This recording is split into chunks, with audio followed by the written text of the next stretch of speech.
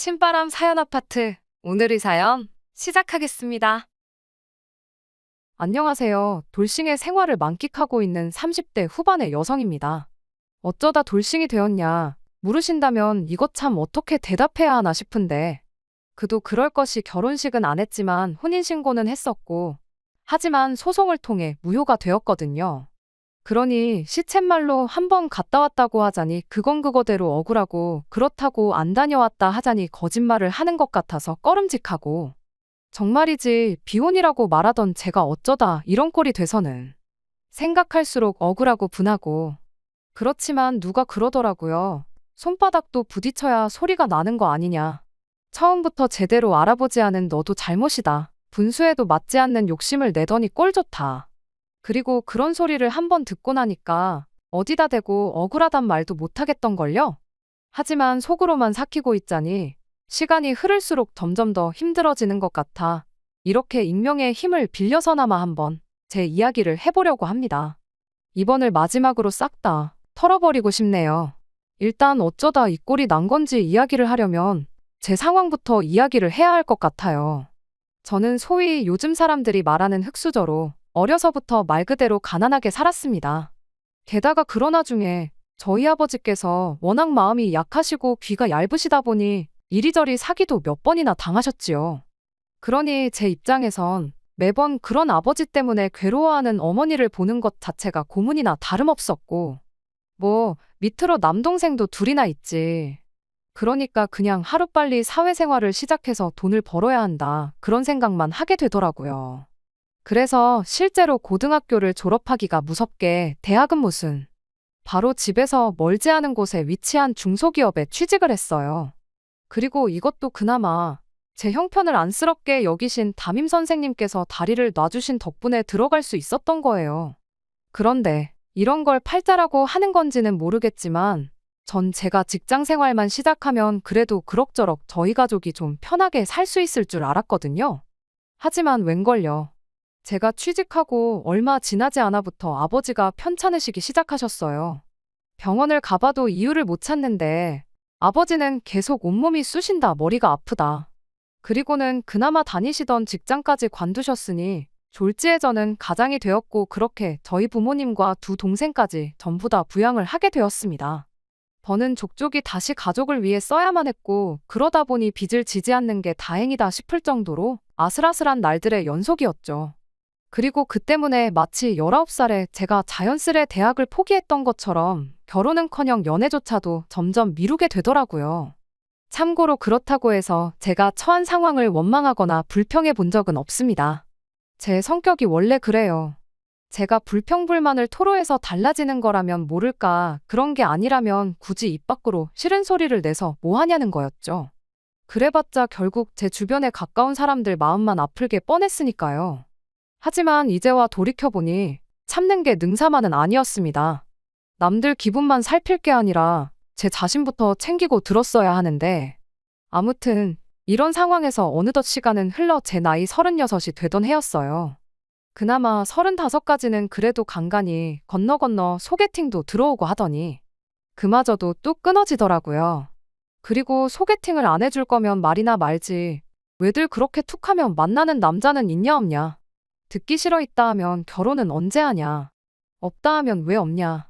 정말이지 이래도 스트레스 저래도 스트레스, 말이 아니었지요. 그리고 스트레스가 심해지니까 온몸에 두드러기가 나는 건 물론이고 나중엔 탈모까지 오대요. 그래서 결국 어쩔 수 없이 회사를 관뒀습니다. 평소에 저를 좋게 봐주셨던 사장님께선 관둘 것까지 뭐가 있냐, 좀 쉬다 와라 하셨지만 아무래도 다른 직원들 눈도 있고 하니 관두는 게 제일 깔끔하더라고요. 그리고 확실히 관두고 나니까 처음에 한두 달은 좀 살 것 같았어요. 말 그대로 숨통이 트이는 기분이었죠. 하지만 그 또한 오래가지는 않았습니다. 이내 불확실한 미래에 대한 근심과 걱정이 하루가 멀다 하고 저를 힘들게 했으니까요. 어른들 말씀대로 노는 것도 놀아본 놈이 놀 줄 안다고. 일을 하다가 안 하니 그것도 고역이더라니까요. 그래서 처음엔 다시 이 회사 저 회사 이력서도 내보고 했는데 아무리 경력이 있다고 해도 나이가 문제가 될 줄이야. 게다가 결혼을 안 했다고 하면 좋아할 줄 알았는데 그럼 이제 곧 결혼할 거 아니냐면서 그걸 또 안 좋게 보는 회사도 생각보다 많은 거예요. 그래서 이런저런 고민 끝에 공무원 시험을 준비하기 시작했습니다. 그리고 수험 과정에 필요한 돈은 고맙게도 동생들이 많이 보태줬어요. 그간 제가 얼마나 자기들을 위해 애썼는지 안다면서 말이죠.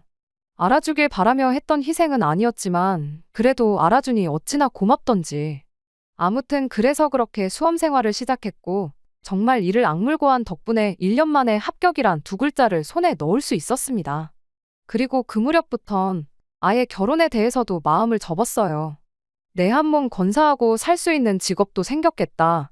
이거면 충분하다 생각한 거죠. 사실 결혼이란 게 그냥 남자 여자 둘이서 서로 좋다고만 될 일도 아니잖아요.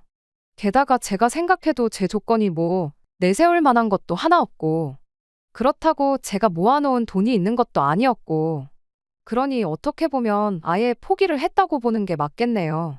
그런데 그렇게 공무원 임용되고 나서 딱 1년째 되던 애였습니다.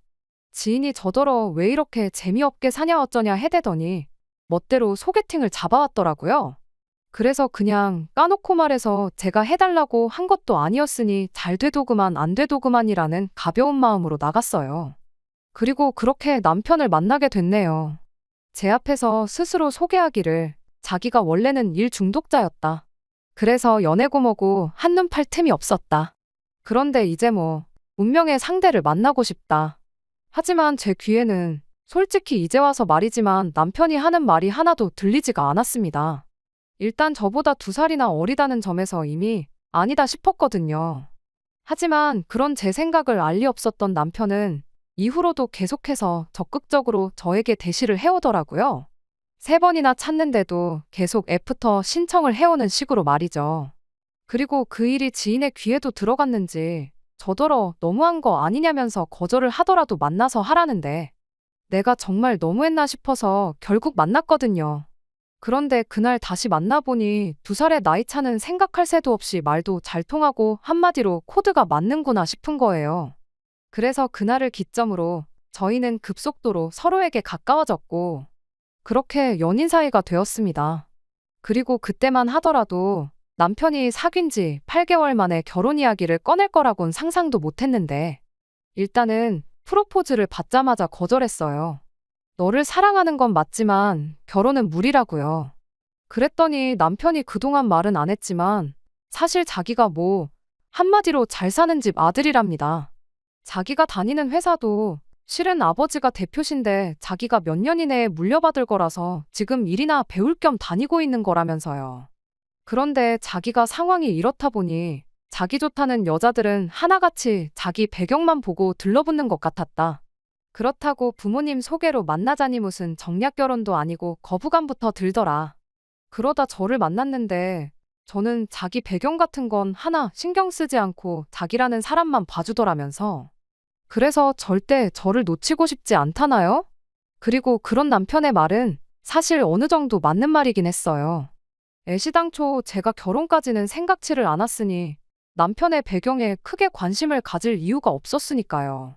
그런데 오히려 그런 이유로 남편이 저랑 결혼할 생각을 하게 되었다니 사람 일이라는 게 참으로 알 수 없는 거다 싶대요. 그리고 한편으론 지금 생각하면 개똥 같은 소리나 다름없다 싶지만 그 당시엔 아마 콩깍지 때문이었겠죠? 그런 남편의 말이 감동적으로 들렸던 게요. 그래서 결국 남편의 프로포즈를 받아들였습니다. 하지만 결혼 준비를 하는 내내 마음 한켠에서 피어나는 그 찜찜함이란. 왜 그런 거 있잖아요. 도대체 이 좋은 조건의 남자가 왜 하필 나 같은 여자랑 결혼을 하려고 드는 걸까? 그리고 이런 고민을 그때도 차마 가까운 사람에겐 털어놓지 못하고 익명의 힘을 빌려 얼굴도 모르는 몇몇 사람들에게 털어놓으며 조언을 구했었는데 누가 그러대요? 제 자격지심 아니냐고요. 그런데 그 말도 맞다 싶었던 게 남편 말대로라면 정말 저는 남편의 조건에 비하면 너무 하찮고 보잘것없는 한마디로 급이 안 맞는 사람이었으니까요. 자격지심이 없었다면 오히려 제 자신이 뻔뻔하게 느껴졌을 거예요.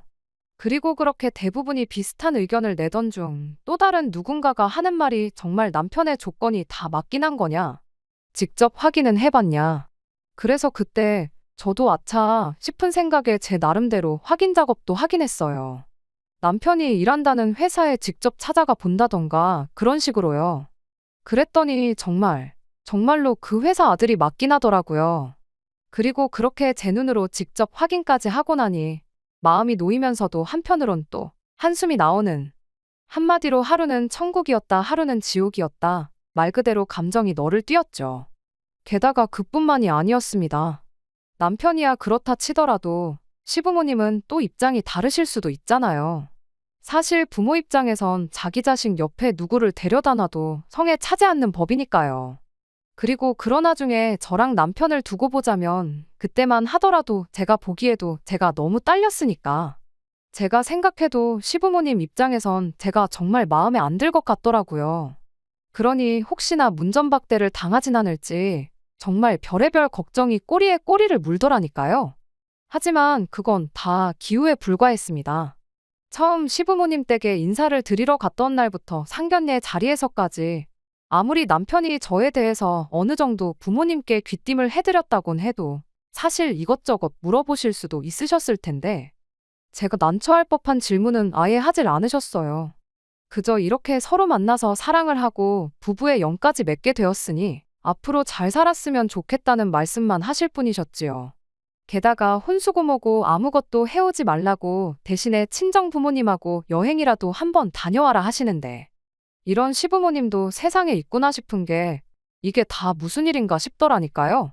그리고 이런 상황을 알게 되신 저희 부모님은 못난 당신들 때문에 제가 여지껏 고생만 하고 산 게 마음에 걸렸는데 지금이라도 좋은 남편의 좋은 시부모를 만나게 되어서 정말 다행이라고 어찌나 눈물을 흘리시던지.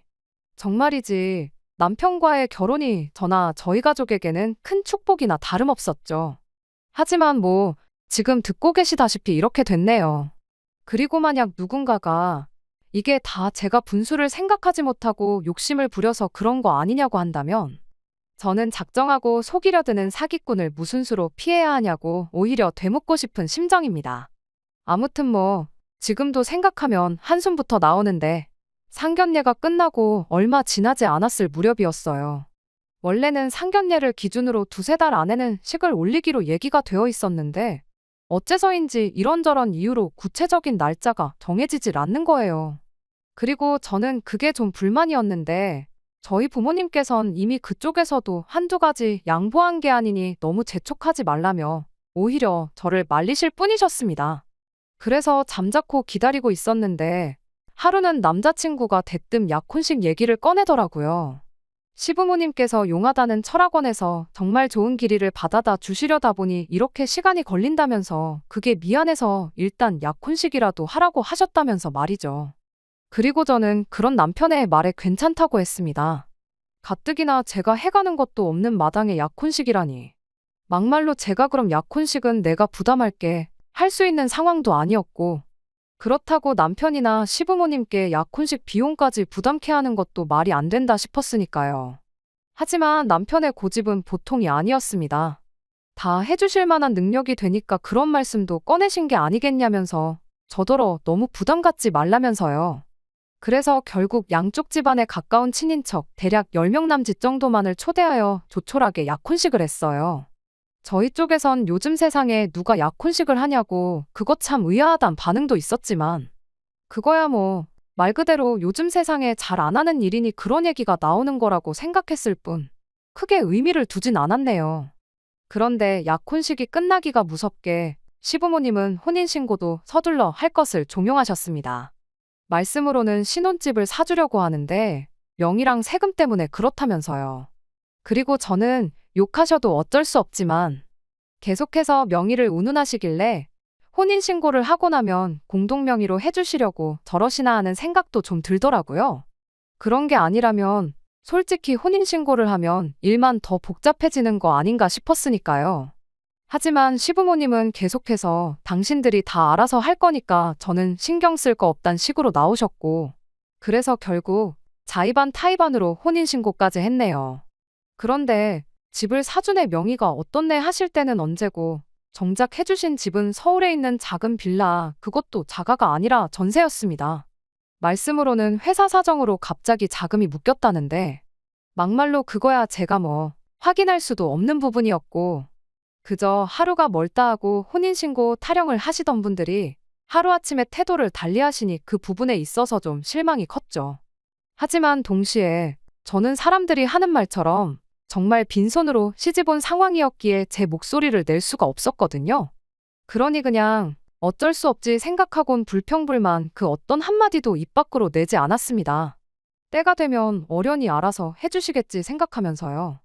그리고 여기까지 들으셨으면 그럼 뭐 집 때문도 아니고 도대체 뭐 때문에 남편이랑 이 꼴이 난 거냐 하실 텐데, 제가 남편과 그냥 이혼도 아닌 혼인무효 소송까지 하게 된 이유는 바로 아이 때문이었습니다. 시부모님이 전셋집을 구해주시고 얼마 지나지 않아 결혼식 날짜도 받아오셨어요. 그리고 그 무렵 이제 저희 친정 부모님이 아버지 건강 문제도 있고 하여 도심에서 좀 떨어진 지역으로 이사를 가시게 되었거든요. 그랬더니 어머님이 잘 됐다면서 이참에 저희더러 살림을 합칠하시대요. 어차피 이미 혼인신고도 되어 있고 얼마 안가 결혼식도 올릴 건데 그깟 살림 좀 한두 달 일찍 합친다고 흉될 거 하나 없다시면서 말이죠. 그리고 그땐 어머님의 그런 말씀이 어느 정도 일리가 있다 싶었습니다. 실제로 생각보다 이른 시기에 친정 부모님이 이사를 계획하시게 되면서 저도 나름대로 고민이었거든요. 결혼식 전까지 그거 몇 달 살자고 집을 구해야 하나 싶기도 했고. 그래서 결국 어머님 말씀대로 남편과 살림을 합쳤습니다. 그리고 처음 며칠 동안은 정말 즐거웠어요. 사람들이 말하는 신혼의 재미가 이런 건가 싶을 정도로 남편이랑 눈만 마주쳐도 웃음이 절로 나오고 먹지 않아도 배가 부른 것 같았죠. 하지만 이 행복은 오래가지 않았어요. 살림을 합친 지 2주쯤 되던 어느 날 남편이 웬 어린아이를 집에 데리고 왔더라고요. 그리고 저는 당시만 하더라도 약혼식에서 본 남편의 친인척을 제외하곤 아는 사람이 거의 없었거든요. 그래서 남편에게 누구냐고 물으니 자기 사촌 누나네 아이랍니다. 그런데 사촌 누나가 여행을 가서 자기가 며칠 동안 봐주기로 했다나요? 본 적 없는 사촌 누나의 아이를 그것도 며칠씩이나 봐주기로 했다니. 그것도 저랑 상의 한마디도 없이. 좀 황당하기도 하고 한편으론 기가 막히더군요. 하지만 이미 데리고 온 아이를 어쩌겠어요. 남편더러 기왕 데려왔으니 잘 챙겨주라 했지요. 나중에 사촌 시누 입에서 서운한 소리라도 나오면 서로 껄끄러우니까 그런 말 안 나오게 신경 써주라고요. 그리고 뭐 솔직히 저는 더 이상 그쪽엔 신경 쓰지 않았습니다. 당장 저는 제 일로도 정신없이 바쁜 때였으니까요. 그런데 며칠만 봐준다더니 어느새 2주를 넘어갔고 시부모님은 저에게 황당한 요구를 해오셨습니다. 사촌 신우한테 일이 생겨서 앞으로도 2달은 더 봐줘야 할 것 같다 하시더니 이참에 저더러 공무원을 관둘하셨거든요. 전 진짜 제가 뭘 잘못 들은 줄 알았어요. 그래서 그게 지금 무슨 말씀이시냐고 되물었더니 남편도 저도 너무 바쁘니까 애가 정 붙일 데가 없지 않냐면서 불쌍하지도 않냐시대요. 그리고 그런 어머님 말씀이 저로서는 좀처럼 납득이 되질 않아서 어차피 2달 있으면 갈 아인데 왜 정이 들어야 하냐. 고작 그런 이유 때문에 저더러 일을 관두라고 하시는 건 말이 안 되는 것 같다 했습니다. 그랬더니 어머님께선 아주 못마땅한 표정으로 그래도 사람 일이라는 게 모르는 거라는 알쏭달쏭한 말씀만 하시더라고요. 그리고 뭐 그런 어머님의 반응이 어지간히 신경 쓰이긴 했지만 그렇다고 해도 제 일을 관둘 수는 없었기에 저도 그때만큼은 눈치고 뭐고 다 팔아먹은 사람 마냥 제 뜻대로 밀고 나갔어요. 그랬더니 결국 남편이 출근길에 아이를 시댁에 맡기고 퇴근할 때 데리고 오고 전 속으로 남의 자식을 데리고 저게 뭐 하는 짓인가 싶었죠. 막말로 친조카도 아니고 무슨 사촌조카한테 저렇게 쩔쩔매나 싶은 게 좀 지나쳐 보이기도 했고요. 그런데 결국 결혼식을 일주일 앞둔 시점에 모든 사실이 말 그대로 뽀록 났습니다. 그날도 저는 평소처럼 출근을 했어요. 그런데 전날 뭘 잘못 먹기라도 했는지 출근길에서부터 배에서 꾸룩꾸룩 소리가 끊이질 않더니 급기야 점심 무렵에는 식은땀이 줄줄 흐르는 거예요. 그러니까 옆에서 보다 못한 상사가 오늘은 일찍 퇴근하라대요. 아픈 사람 일 시키는 못돼 처먹은 상사라는 소리는 듣기 싫다면서요. 그리고 뭐 저도 평소라면 아니라고 어떻게든 버텨보려고 했을 텐데 그날만큼은 뭐 그냥 다른 생각 자체를 할 수가 없더라고요. 그래서 그냥 죄송하다 하고 불이 나게 집에 왔습니다. 현관문을 들어서기가 무섭게 화장실로 향했고 그렇게 정말 대여섯 번은 들락날락거렸나. 정말 온몸이 땀으로 푹 떨었을 정도였어요. 그래도 뭐 그렇게 하고 나니까 좀 정신이 드는 것 같아서 그제서야 약 먹고 침대에 누웠습니다. 졸렸던 건 아닌데 그냥 말 그대로 좀 쉬어야겠다 싶었거든요. 그리고 그렇게 누워서 천장을 바라보며 시쳇말로 멍 때리고 있는데 현관 도어랑 열리는 소리가 나대요. 시계를 보니까 겨우 4시 반밖에 안 됐는데 말이죠. 그래서 누구냐고 물으려는 찰나였는데 사촌 신우네 애 목소리가 들렸습니다. 누군가를 아빠라고 부르는 소리가요. 그리고 또다시 상황 판단을 하기도 전에 저희 남편의 목소리가 이어졌는데 하는 말이 가관이 돼요. 집에서는 아빠라고 부르면 안 된다니까 라고 했으니까요.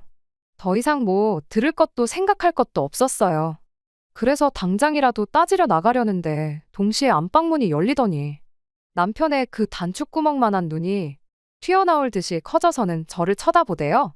그리고 그때부턴 뭐 제가 뭐라고 따져묻기도 전에 남편이 먼저 말 같지도 않은 변명을 늘어놓기 시작했습니다. 애가 요새 유치원에서 이상한 말을 배워왔다느니 뭐 역할놀이를 했다느니 하는 말 그대로 헛소리를요. 기가 막혀서 뭐라 대꾸조차 하고 싶지 않더군요. 그래서 남편 옆을 지나쳐 애를 붙들고는 다시 말해보라고 저 아저씨한테 뭐라 불렀냐 물었어요. 그랬더니 애가 우물쭈물하더니 아저씨 아닌데 아빤데 그러는 거예요. 그리고 애가 그러고 나오니까 남편도 한숨을 푹 내쉬더니 실은 자기가 저한테 깜빡하고 말 안 한 게 있답니다. 그래놓고 하는 말이 실은 저랑 만나기 전에 자기한테 10년을 같이 산 여자가 있었는데 그 여자랑은 사실은 관계였지 부부 사이는 아니었다. 그런데 그 여자가 헤어질 때만 하더라도 죽어도 애는 자기가 키운 애 어쩌네 생쇼를 해가며 데려가 놓고 저랑 사귀기 시작하고 얼마 안 됐을 무렵 대뜸 더는 못 키우겠다며 아이를 자기 부모님한테 맡기고 갔다. 듣는 내내 기가 막히고 말 그대로 어처구니가 없었죠. 마치 뭐 살 게 있었는데 깜빡했었다는 것처럼 대수롭지 않다는 듯 말을 안 했다고 하는 것도 어이가 없고 사실혼이라서 이혼은 아니니까 굳이 말해야 한다고 생각을 못 했다는 것도 황당했고 그래서 남편한테 그게 지금 할 소리냐니까 자기는 지금 그 어느 때보다 솔직하다면서 한다는 말이 자기가 저한테 바라는 건 뭐 없답니다. 그저 딱 하나 제가 제 동생들을 아끼고 사랑했던 것처럼 자기 애도 아끼고 사랑해줬으면 하는 거 그것뿐이라나요. 그리고 실제로 그렇게 해줄 거란 믿음이 있었기에 자기도 자기 부모님도 다른 어떤 것도 고려하지 않고 저를 선택한 거라는데 그런데 제가 애 때문에 직장을 관두는 일은 없을 거라고 하는 걸 보곤 솔직히 자기네야말로 좀 실망을 했답니다. 정말 뻔뻔하지 않나요? 전 정말 억장이 무너진다는 게 이런 거란 걸 그때 알았어요. 그리고 그렇게 1시간 가까이 대화랄지 싸움이랄지 아무튼 이어가다가 결국 남편이 시부모님께 연락을 드렸습니다. 걸렸다. 아내가 다 알았다는 한마디와 함께요. 그랬더니 뭐 30분이 되기도 전에 두 분 다 저희 집으로 오셨더라고요. 특히 어머님은 평소에 어머님의 트레이드마크라고 할 수 있는 뽕머리와 빨간 입술까지 잊으신 채 허둥지둥한 모습으로 오셨지요. 그리고 전 솔직히 두 분이 남편만큼이나 저에게 미안하다고 말씀하실 줄 알았는데 오히려 이제 뭐 다 들켰다 후련하다 그런 심정이셨는지 아주 당당하게 저에게 아이 양육을 강요하기 시작하셨습니다. 이미 혼인신고까지 한마당에 그럼 남편애도 제 애나 마찬가지라고. 기왕 이렇게 된 거 눈 딱 감고 애만 잘 키우라나요? 그리고 저는 당연히 그렇게는 못 산다 싫다 했습니다. 그랬더니 아버님은 마구잡이로 화만 내시고 어머님은 같은 여자로서 하는 말이라며 이혼녀 딱지 달고 그 월급 200 주는 공무원 하며 사느니 사모님 소리 들어가며 사는 게 100배 1000배 낫지 않겠냐. 애도 뭐 엄마 손 타는 나이만 지나가면 선생님 붙여주고 하면 되는 거 네 속 썩을 일 없게 해주겠다. 그런데 그 어떤 가머니설도 소용이 없었던 게 일단 남편이 저를 고의적으로 속인 건 사실이었잖아요. 그러니 어머님 아버님이라고 남편처럼 행동하지 않으리란 보장도 없고 무엇보다 이유가 어떻건 간에 저는 남편의 아이를 마치 제 아이처럼 품어줄 자신도 그러고 싶은 마음도 없었습니다. 그래서 결국 다 싫다고 절대로 그렇게는 못 산다고 했어요. 그랬더니 이제 아버님이 세상 일이 그렇게 네 뜻대로 된 적이 있었냐며 어디 한번 안 키우고 별수있나 두고 보자시대요. 정말 서럽고 억울하고 분한 마음에 눈물만 줄줄 흘렀습니다. 비록 시부모님한텐 죽어도 못한다고 내지르긴 했지만 혼인신고까지 다 한마당에 제가 뭘 할 수 있을지 감도 안 오고 이래저래 말 그대로 미쳐버리겠다 싶었죠. 하지만 이튿날 혹시나 하는 마음으로 변호사 사무실을 찾으니 하는 말이 걱정 말라더군요. 누가 봐도 사기 결혼인 만큼 혼인무효까지도 가능할 거라면서요. 그런데 원래 법정에 가면 온갖 추한꼴을 다 본다더니 저나 남편도 별반 다를 게 없었습니다. 남편 쪽 변호사는 남편이 저를 너무 사랑해서 사실을 밝힐 수가 없었다는 개소리를 해대며 말도 안 되는 억지를 써댔거든요. 하지만 어쨌든 지리한 다툼 끝에 제가 이겼어요. 사실 애시당초 제가 질 거라곤 생각조차 안 했기에 이기고도 왠지 허무한 마음이 컸지만요. 아무튼 남편은 그 이후로도 저에게 그래도 저를 사랑했던 마음만큼은 진심이었다며 잘 생각해보고 다시 돌아와 달라 했지만 저도 남편을 진심으로 사랑했었기에 더더욱 돌아갈 수 없었어요. 너무나 크게 깨져버린 신뢰를 다시 어떻게 세워야 할지도 모르겠고 그렇다고 평생 저를 향한 남편의 마음을 떠보고 시험하고 저 사람이 또 나를 속이고 있는 건 아닌지 불안해하며 살고 싶지는 않았거든요. 그리고 뒤늦게서야 이 모든 사실들을 알게 된 저희 가족들은 하나같이 붕괴했고 동시에 자기들 때문에 제가 인생에서 너무 많은 것을 놓치고 희생하며 산 것에 대해 미안하다며 눈물을 보였습니다. 그리고 그런 가족들의 모습을 보는 건 남편과 헤어지는 것보다 훨씬 더 가슴 아프고 속상한 일이었지요. 제 인생에 어쩌면 남편이나 결혼 같은 건 더 이상 없을지도 모릅니다. 하지만 이제 정말 더는 요만큼의 미련도 없어요. 그저 제가 처한 상황에서 욕심내지 않고 제가 맡은 일을 묵묵히 해나가며 그렇게 하루하루를 소중히 보내고 싶을 뿐이네요. 끝까지 들어주셔서 감사합니다. 오늘의 사연은 여기까지입니다. 구독과 좋아요, 알람 설정 부탁드리고 더 좋은 사연으로 다시 찾아뵙겠습니다. 감사합니다.